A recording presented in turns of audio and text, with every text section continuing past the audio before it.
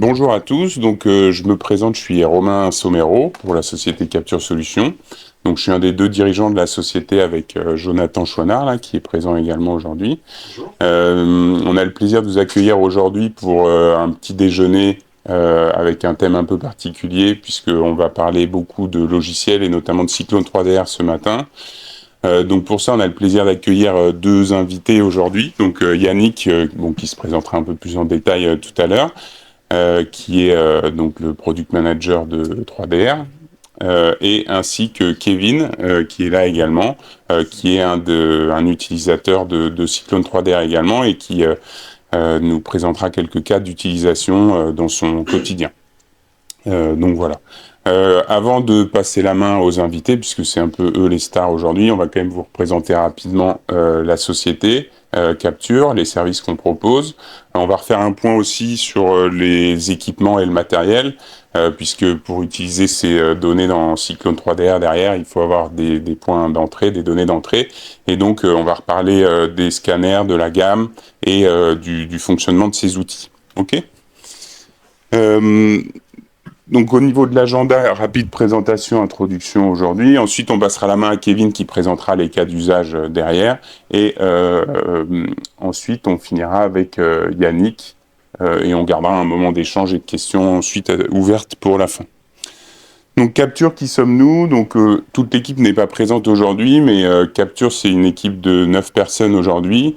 On est organisé avec différents pôles géographiques et des pôles de compétences également. On a le bureau de Saint-Germain ici, et on a également un bureau à Nantes depuis le début de l'année. Donc on a ces deux activités principales, et on a également une activité sur le sud-ouest où on a un partenariat technique avec un partenaire local. Pourquoi Capture Solutions? Donc Jonathan et moi, en fait, on s'est rencontrés chez Leica il y a un peu plus de 15 ans. Donc on a travaillé tous les deux 10 ans et 15 ans chez Leica. Donc on a le plaisir d'accueillir Farouk aujourd'hui, qui a été mon premier responsable chez Leica. Donc c'est un peu grâce à lui aussi que je suis arrivé là aujourd'hui. Donc je suis content de l'avoir avec nous aujourd'hui. En fait, on a pu acquérir de l'expérience sur ces solutions de scan 3D, de Leica en particulier, au cours de ces années. Donc l'idée, c'était aussi de valoriser cette expertise sur ces solutions pour les proposer à des clients qui sont de plus en plus variés, dans des domaines d'activité de plus en plus variés, et où nos compétences étaient assez intéressantes. Donc proposer un accompagnement personnalisé, puisque les métiers sont de plus en plus variés, nouveaux, les utilisateurs de scan sont assez différents. On va reparler des secteurs d'activité, mais aujourd'hui dans la salle, il y a différents cœurs de métiers qui sont représentés. On va avoir de l'industrie, on va avoir de l'architecture, on va avoir de la police, on va avoir différents corps d'État également. Donc c'est assez intéressant aussi de voir cette diversité. Et donc aujourd'hui, on est partenaire spécialisé de Leica Géosystème sur ces solutions de scan 3D. En deux mots, Leica, c'est une société qui a plus de 200 ans d'histoire. Jonathan raconte bien mieux cette histoire-là que moi, mais aujourd'hui, c'est moi qui fais cette présentation. Ce qu'il faut noter, c'est que Leica a été racheté en 2015 par la société Hexagon. C'est pas 2015 d'ailleurs, c'est 2005, ouais. Hexagon, c'est une société suédoise qui a acquis Leica et un certain nombre d'autres sociétés dans le domaine de la mesure. Donc de manière globale, en fait, ils peuvent gérer l'ensemble de la chaîne, de l'acquisition au traitement et à la gestion de l'information captée. D'accord. Donc on va retrouver chez Hexagon des sociétés dans la voiture autonome, dans l'intelligence artificielle, dans le positionnement GNSS, dans le positionnement laser, etc. Donc c'est intéressant aujourd'hui de pouvoir bénéficier de l'ensemble de ces expertises au sein de ces capteurs. Ils sont impliqués dans le scan 3D, Leica, depuis les années 2000 avec les premières générations de scans avec le Cyrax. Alors, que propose Capture aujourd'hui? Nous, on fait donc de la vente de matériel et du conseil sur le choix des équipements, mais on fait aussi de l'assistance et de la formation. Donc, on a une équipe des personnes dédiées au support quotidien de nos utilisateurs, ainsi que de la formation. Et on propose également de la location sur l'ensemble de ces équipements donc matériel et logiciel. Donc la location, ça permet soit de pouvoir utiliser le bon outil sur le bon chantier, ou de pouvoir supporter une surcharge d'activité de travail, ou de varier sur les types d'équipements. À qui s'adressent nos services aujourd'hui? Donc, comme je vous le disais en introduction tout à l'heure, on a différents types d'activités qui sont représentés aujourd'hui, mais on va travailler avec le bâtiment et la construction. Donc, ça, c'est une grosse partie de l'activité aujourd'hui. Donc, le suivi de chantier, la modélisation, dans tous les projets de rénovation. Il y a beaucoup de procédés qu'on appelle le scan to BIM également, dont on pourra avoir quelques illustrations dans 3DR ensuite, qui permettent de transformer le nuage de points en une maquette numérique qui sera utilisée ensuite dans toutes les phases de la construction. Vous avez ensuite dans le monde industriel, donc aujourd'hui, que ce soit pour refaire de la mise en plan 2D ou de la mise en plan 3D, que ce soit pour simplifier des études ou tout simplement rendre possible certaines études techniques dans le monde industriel qui peut être complexe, qui peut être chargé en équipement, etc. On va avoir des besoins dans ce domaine-là. Également dans l'immobilier, où on va avoir des besoins de restructurer les espaces. Pendant quelques années, on a eu beaucoup de télétravail, il a fallu faire migrer aussi certains espaces, donc on a des besoins de mieux comprendre les environnements pour mieux les gérer, que ce soit également pour connaître les surfaces des logements sociaux ou les surfaces pour les bailleurs, etc. Donc il y a pas mal d'activités de manière générale dans l'immobilier. Accidentologie et risque, donc ça c'est plutôt tout ce qui touche autour de la police, mais aussi de l'assurance, des expertises incendie, des expertises feu, etc. Donc souvent on en parle et ça fait un peu sourire, mais là aujourd'hui on a un représentant en plus de ce domaine-là, donc si vous avez des questions, n'hésitez pas, on a Mickaël qui est avec nous aujourd'hui. Architecture et patrimoine, donc là on a en ce moment, dans l'actualité, on a Notre-Dame, par exemple, qui devrait rouvrir ses portes. Donc, c'est aussi une partie assez importante de la capture de la réalité aujourd'hui, d'archiver le patrimoine, de refaire de la modélisation d'archives comme Notre-Dame qui ont permis de restaurer une partie de notre patrimoine. Et ensuite, ressources et énergie. Donc là, c'est tout ce qui va toucher au réseau, eau, électricité, gaz, etc. Donc c'est connaissance des installations, connaissance des réseaux, maintenance et ce type d'application également. Donc ça vous donne une idée un peu des différents panels qui sont quasiment tous représentés aujourd'hui dans la salle. Avant de passer plus sur le détail des équipements et une démonstration des outils, bien comprendre qu'aujourd'hui, en scanner, en lidar, en fait, ce qu'on va voir aujourd'hui, on a deux types de technologies qui s'opposent un petit peu. On va avoir la partie scan statique, donc là où on va avoir un scanner qui va être utilisé sur un trépied, donc un point fixe, d'accord ? Et ensuite, on va avoir également des scanners dynamiques. Donc, vous avez deux exemples ici, là, avec des scanners à main. Donc là, on va être sur des acquisitions en mouvement. Donc, il y a quelques particularités à ces équipements-là, mais c'est les deux technologies en lidar qu'on peut avoir aujourd'hui. Donc, la gamme de scanners statiques est assez large aujourd'hui chez Leica, puisqu'elle va démarrer avec le BLK 360, qui est donc le scanner qu'on a ici. Donc c'est la deuxième génération des scanners BLK qui était sorti en 2017. Et donc scanner petit, léger, rapide, transportable, et qui permet de générer nuages de points et images extrêmement rapidement. D'accord ? Ensuite, on a les gammes RTC, donc qui se déclinent en deux scanners. Donc là, on est plus sur des outils un peu plus polyvalents encore, plus robustes. On le voit de par la taille et de la conception. On va aller chercher un peu plus de portée, un peu plus de densité de points, plus de précision également. Donc, s'ils vont se destiner aux applications à plus grands espaces, plus grands volumes, ou où on va être plus exigeant en termes de qualité, de précision sur le nuage de points.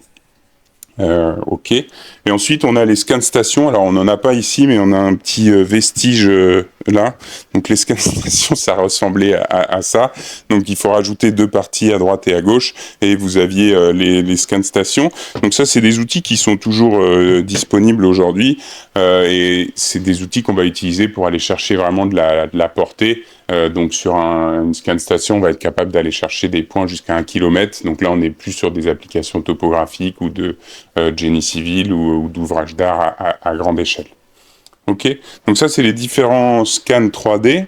Je vais passer peut-être les caractéristiques pures techniques, on pourra en reparler si besoin, mais ce qui est intéressant, c'est que dans ces scans 3D, on intègre des informations de VIS ici. Donc le VIS, ce sont des caméras, donc c'est un système qui est breveté par Hexagon. J'ai pas enregistré ma presse. Excusez-moi une seconde.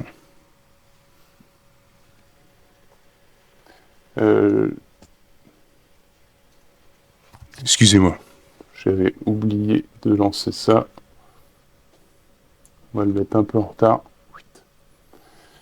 Donc le système VIS, en fait, c'est donc un système d'image, de caméra, pardon, qui va permettre en fait d'enregistrer le déplacement du scanner. Donc on reste sur un système d'acquisition statique ici. Donc là en fait on fait des relevés point à point, sauf que en se déplaçant, ces caméras vont se mettre en route, en marche, et vont permettre de faire le positionnement entre les scans. Donc là on le voit sur les caméras, vous avez les différents points caractéristiques que les caméras vont enregistrer, qui vont permettre de positionner entre 2 points statiques le scan.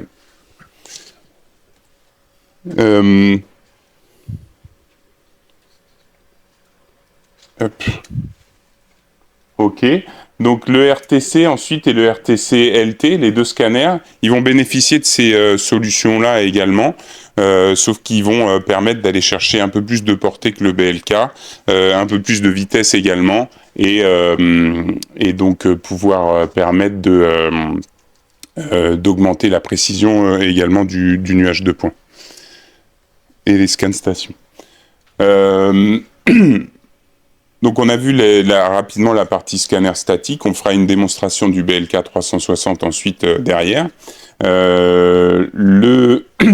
En comparaison, on a donc les scanners dynamiques qu'on va avoir ici, là.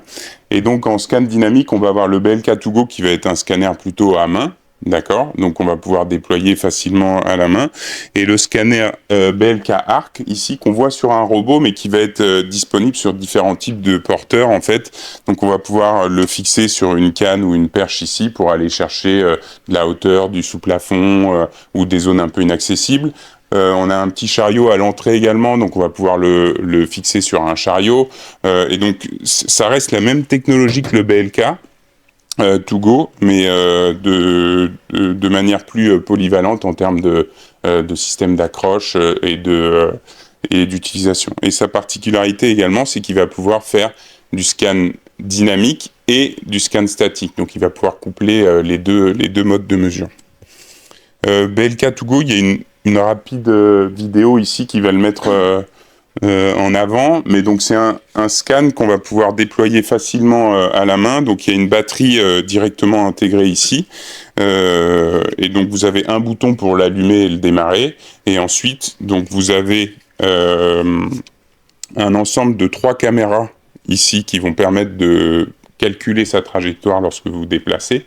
Donc c'est ce qu'on appelle le SLAM visuel, d'accord, plus un SLAM LIDAR, donc ça c'est du SLAM sur le nuage de points. Donc le SLAM, c'est la techno qui permet de calculer, c'est l'algorithme de calcul de positionnement du scanner. Donc dès qu'on se déplace, on a cette trajectoire qui va se calculer au fur et à mesure. Donc la combinaison de ces 2 lidars s'appelle le grand SLAM et permet de se positionner dans les environnements les plus complexes aujourd'hui. Et ensuite, vous avez une caméra de détail qui permet de prendre des photos de détail, et donc le lidar, bien sûr, pour générer le nuage de points. Donc là, on a un exemple de nuage de points.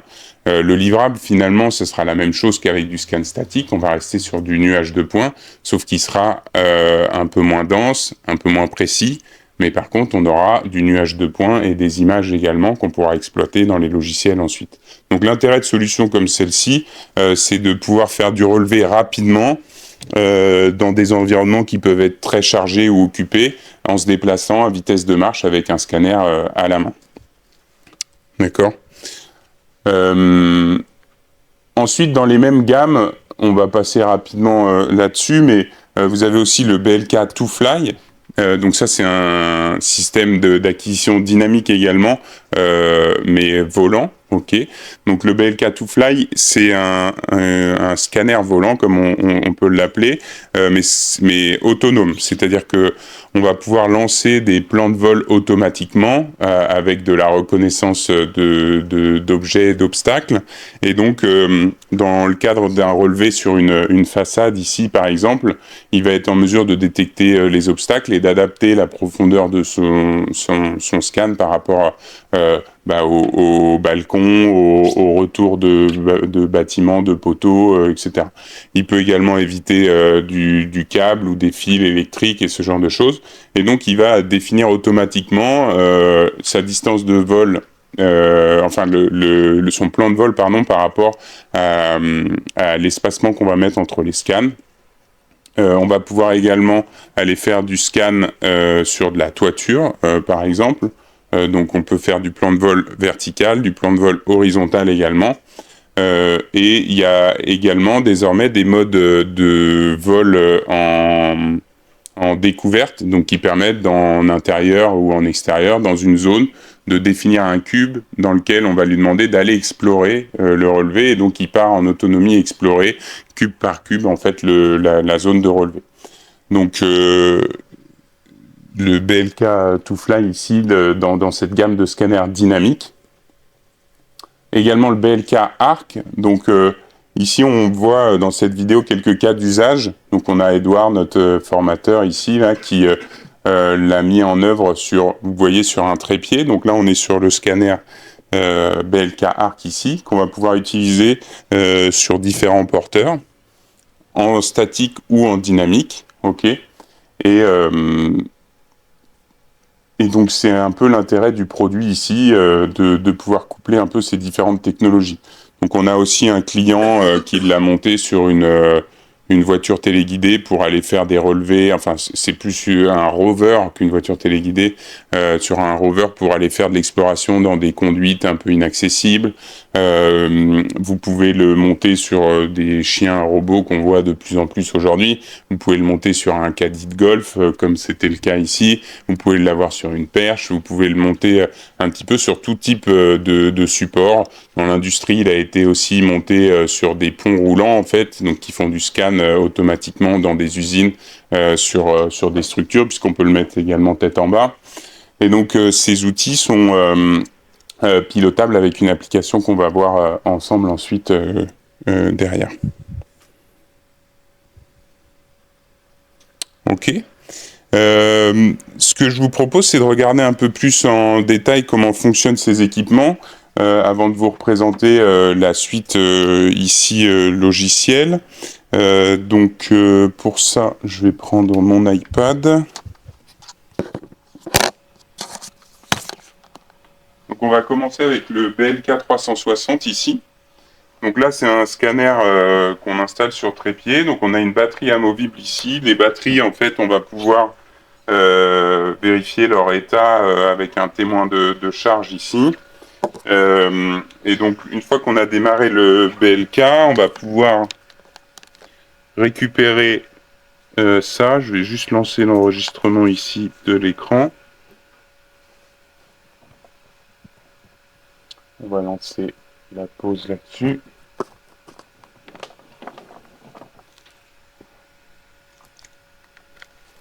Et donc, vous devriez voir l'écran. Ok. Donc, le logiciel que j'utilise ici, c'est donc sur la tablette, c'est Field 360, d'accord? Donc ça, c'est une application qui peut s'installer sur le téléphone ou sur la tablette ici, et qui va permettre de vous connecter au BLK 360.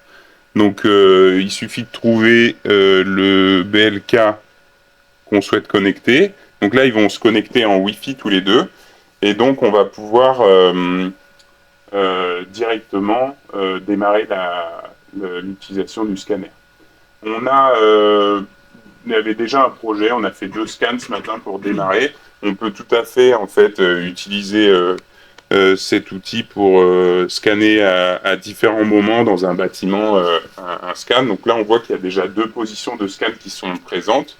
Et donc, pour lancer une nouvelle position de scan, je vais pouvoir appuyer sur ma cible en bas et donc démarrer avec Start ici en bas mon relevé. Donc là, on vient définir, quand on fait du scan statique, la résolution d'image, la résolution de scan qu'on veut utiliser. Donc ça, c'est la densité de points en fonction du détail qu'on souhaite obtenir. Et ensuite, on vient choisir si on veut extraire de l'image ou non. Et donc là, en l'occurrence, on fait une captation d'imagerie HDR en parallèle. Donc là, c'est un scanner qui est extrêmement rapide, puisque en fait, on fait une captation d'image HDR plus une résolution de scan en 12 mm à 10 mètres en 50 secondes. D'accord ? Donc pour vous donner une idée, il y a certains équipements sur le marché qui font ce type de relevé en 5-6 minutes quasiment, hein, de l'acquisition en HDR. Si on remonte 5, 6, 7, 8 ans en arrière, en fait, on faisait ça, une position comme ça prenait 7-8 minutes, 10 minutes peut-être. D'accord ? Donc il y a eu vraiment des évolutions en termes de vitesse, en termes de capture d'image. Et donc, vous voyez, on récupère ma station directement ici dans mon projet. Donc, je vous ai parlé du système VIS. On va pouvoir l'activer dès maintenant. À partir de cette position-là, dès que je vais me déplacer, il va être capable de se positionner dans l'environnement. Et là, je vais pouvoir faire le lien avec une de mes stations déjà existantes. Donc, automatiquement, il va me trouver un alignement. Donc, vous voyez, j'avais fait 2 stations ce matin du côté des bureaux. Et donc, je vais pouvoir me rattacher à mon projet déjà existant. Et donc, dès maintenant, quand je vais me déplacer, ici, il va enregistrer mon déplacement. Donc là, vous voyez, il y a un petit point qui clignote ici, et donc qui indique le déplacement qui a été effectué par le scanner. Et donc là, je vais pouvoir lancer une nouvelle position, et donc là, automatiquement, au fur et à mesure de cette acquisition, mon relevé va se construire au fur et à mesure. Donc avec des systèmes comme le BLK, ici, on vient faire des positions. Je peux pas vous donner de distance exacte entre 2 positions, parce que ça dépend de l'objectif du relevé et de l'encombrement d'une pièce. Donc ici, si l'objectif c'est de connaître l'emplacement de toutes les prises électriques, par exemple, en fait, il faudrait multiplier le nombre de positions, parce que c'est assez dense et occupé. Si par contre on a besoin de l'emplacement des murs, en 2 ou 3 positions, on a l'ensemble des relevés de cette pièce. Donc c'est ça qui est important aussi, de bien définir les applications et les objectifs derrière. Si l'objectif c'est de transformer du maillage derrière, par exemple, ce qui va être important, c'est d'avoir tous les points de vue pour s'assurer que l'ensemble des zones ne laisse pas des zones masquées. Puisque depuis une position de scan, on va avoir tout ce qui est visible depuis cette station, depuis cette position. Si on rentre dans cette station-là, d'accord, on voit que tout ce qui va se trouver derrière la table ou sous la table et tout, ça va générer des masques qui vont être complétés par les autres stations. Donc d'où l'importance de bien positionner ça. Et donc ici, je peux faire mon lien rapide. Et au bout du compte, avec mes 3 ou 4 stations, je récupère un environnement complet de ma salle au fur et à mesure. D'accord ? Donc après, tout ça, je vais pouvoir l'exploiter en ressortant une vue en plan, en ressortant l'emplacement de mes objets, en amenant ça dans mon logiciel derrière pour redessiner en 2D, en 3D, refaire de l'analyse de planéité de sol et tous ces types d'applications ensuite derrière. Ok ? Donc ça, c'est pour ici le BLK 360. Est-ce que vous avez des questions ou remarques par rapport à ça ou... Donc si c'est bien compris, ce que je vous propose, c'est de voir le fonctionnement du BLK2Go cette fois. Donc c'est un peu dans le même principe. Vous avez un bouton pour l'allumer ici. On va rester dans Cyclone Field ici. Donc ça, je vais pouvoir le reconnecter.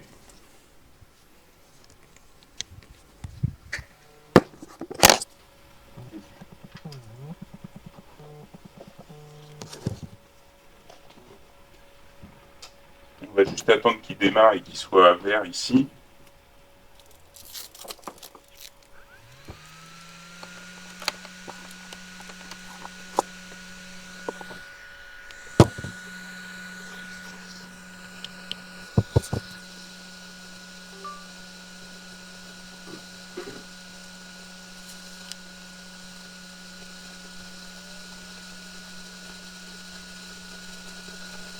Alors dès qu'il est vert, on va pouvoir démarrer. Je vais juste lancer en parallèle le temps qu'on regarde ça.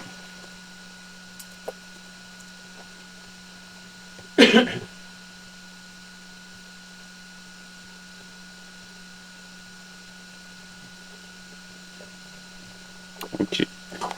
Donc là ici, comme on change de capteur, je vais pouvoir cliquer sur le i là-haut et aller choisir en fait mon BLK2Go cette fois. Donc là, c'est mon scanner celui-ci 14. Donc je vais me connecter au Wi-Fi. Donc on parle d'une connexion Wi-Fi, mais on n'a pas besoin de connexion Internet. Hein. C'est-à-dire que si on travaille dans des zones inaccessibles, dans des sous-sols ou autres, on peut tout à fait fonctionner avec un équipement en autonomie comme ça. Et donc là, une fois que je suis connecté, je vais pouvoir rejoindre mon projet. Et donc à partir d'ici, je vais pouvoir lancer mon acquisition. D'accord. Et donc là, je vais pouvoir démarrer ma marche. Et donc là, il va faire son initialisation ici. Donc là, vous voyez, il est en train de s'initialiser. Et dès qu'il est initialisé, on va pouvoir maintenant se déplacer. Et donc en fait, ce qu'on a relevé avec ces 4 positions de scan, en fait, je vais pouvoir faire quelque chose de plus exhaustif. C'est-à-dire que je vais pouvoir rapidement aller derrière les murs, et passer un petit peu partout ici, mais de manière un peu moins précise. D'accord ? Donc ce qui est intéressant, c'est qu'on a donc ce SLAM ici en temps réel qui nous calcule la position en verte. Si jamais on a des informations qui vont nous intéresser, on va pouvoir prendre des photos par exemple de détails. Donc en appuyant une fois ici sur mon capteur, j'ai une photo qui va s'effectuer, d'accord, et qui va se localiser parfaitement dans mon nuage de points. Et donc là, après, je peux me déplacer dans mon environnement et faire mon relevé de ma pièce ici. Donc on ne paramètre pas, donc là vous voyez la photo qui est localisée dans ma trajectoire. Ici on ne paramètre pas en fait la résolution du scan qui va nous intéresser, mais en fait on va rester plus longtemps sur une zone si on veut acquérir une plus grande quantité de données. D'accord ? Et donc voilà ce qu'on obtient avec le BLK. Ok ? Donc ce qui est intéressant avec Cyclone Field ici, c'est que on récupère directement notre nuage de points sur la tablette et que si jamais je veux relever l'ensemble de mon bâtiment, je peux démarrer une nouvelle track dès maintenant et donc je peux assembler mes tracks directement sur la tablette, sur le terrain et récupérer ces informations assemblées dans Register. Ok ? Voilà pour cette partie-là. Après, l'idée, c'était pas de faire tellement un focus sur le matériel, donc c'est surtout de bien comprendre un peu ces outils de captation. Aujourd'hui, on va se concentrer plutôt sur le logiciel. Si vous avez des questions ensuite sur ces outils ou si vous voulez avoir une démonstration plus détaillée du BLK 360 ou du BLK2Go ou des autres capteurs, on pourra revenir plus en détail sur ces sujets-là. Ok. Donc on a une partie donc captation terrain avec des logiciels terrain. Donc là on a utilisé Field 360 qui va pouvoir être utilisé sur tablette ou sur téléphone iOS et Android pour le BLK 360, le BLK2Go, le BLK Arc, le RTC. Donc ça c'est la partie vraiment terrain qui va permettre de faire de l'acquisition de données, de paramétrer les scans, etc. Ensuite, nous, ce qu'on va regarder, c'est le logiciel Register 360. Donc, Register 360, il va permettre d'importer l'ensemble des sources de données du terrain qu'on a récupéré, et donc de fusionner les différents capteurs, par exemple, de fusionner du BLK et du RTC, du BLK et du BLK2Go, ou d'importer des sources de données externes, ça peut être du drone, d'autres types de capteurs, etc. Et donc, une fois qu'on a fait ça, on va pouvoir exporter différents formats de fichiers, dont le format de Leica qui s'appelle le LGS. Et ce LGS, en fait, il va permettre d'aller dans différentes plateformes logicielles, donc notamment les outils CloudWorks qu'on a ici. Donc CloudWorks sont des plugins qu'on vient installer sur AutoCAD, Revit, Navisworks, MicroStation. On va également en avoir un qui est intégré directement dans 3DR, mais on va pouvoir lire le LGS, dans Briscad également, et donc ça va permettre d'ajouter des fonctionnalités au nuage de points. Donc reconnaissance de poutres, reconnaissance de plans, reconnaissance de murs dans Revit, de fenêtres, de portes, et ce genre de choses-là. Donc on a déjà fait des webinaires sur ces sujets-là, donc si ça vous intéresse, on peut vous envoyer également les enregistrements. Mais l'idée, c'est d'ajouter en fait des fonctionnalités métiers dédiées au nuage de points dans ces environnements logiciels que vous utilisez dans le quotidien. Ensuite, on va avoir une partie visualisation également. Donc ça, on va pouvoir utiliser le logiciel TrueView. Donc c'est-à-dire que cette capture de terrain qu'on vient de faire, on peut directement l'exporter dans un viewer qu'on peut livrer à un client, dans lequel il va pouvoir prendre des cotes, mettre des annotations, recontrôler sa visite, etc. Donc ça, c'est une version bureau, en fait. Et il existe aussi une application web, un service web, qui s'appelle Reality Cloud Studio. Je crois que Yannick avait prévu d'en toucher quelques mots tout à l'heure, donc je lui laisserai présenter un peu ça, mais qui va permettre aussi de consulter des données en ligne et d'aller un peu plus loin même dans le traitement du nuage de points pour le transformer notamment en maillage. Et donc ensuite on a Cyclone 3DR, mais là je ne vais pas en dire davantage puisqu'on va laisser la place ensuite aux spécialistes. Avant de donner la main à Kevin, vous voyez ce qu'on a sous les yeux là, c'est l'acquisition qu'on a faite tout à l'heure. D'accord. Donc là, les 4 stations de scan, je les ai importées pendant qu'on discutait. Donc ça me permet, dans mon logiciel Register 360, d'avoir ensuite mon nuage de points tel qu'il a été préparé et assemblé sur le terrain. Donc là, je récupère mon nuage. On voit que il vient capturer des points qui se trouvent à l'extérieur de mon bâtiment, mais très facilement, je vais pouvoir faire une sélection sur la zone qui m'intéresse et supprimer les points à l'extérieur. D'accord. Et donc une fois qu'on a fait ce travail-là, je vais pouvoir éventuellement revenir dans chacune de mes stations, position de scan, pour reprendre des cotes ou ce genre de choses. Mais je peux aussi directement ressortir mon nuage de points et exporter mon fichier LGS ou mes fichiers standards RCP ou E57 qui seront utilisés en fonction des logiciels que je vais utiliser derrière. Donc là, mon fichier LGS, par exemple, je vais pouvoir l'exporter directement. Et donc, en quelques clics ici, sur un projet très simple comme celui-ci, je peux sortir mon nuage de points que je vais pouvoir aller exploiter dans AutoCAD ou Revit, ou tout simplement en visionnage sur ma visionneuse TrueView qui est libre et gratuite d'utilisation ici. Ok. Donc voilà pour ce cheminement de travail et un peu l'introduction sur comment je génère mon nuage de points, quels sont les outils que je vais pouvoir utiliser et comment ensuite sont exploitées ces données. On va avoir quelques exemples, notamment avec Kevin tout à l'heure. Mais juste pour terminer, on récupère ce fichier de visualisation. Donc ça, c'est un fichier qui est libre et gratuit que vous pouvez fournir à vos collaborateurs, clients ou différentes personnes qui travaillent avec vous sur les projets. Et dedans, vous pouvez mesurer des cotes, vous pouvez importer des objets, vous pouvez tout simplement mettre des annotations et ce genre de choses-là. Ok. Est-ce que c'est tout bon pour vous, cette partie-là ?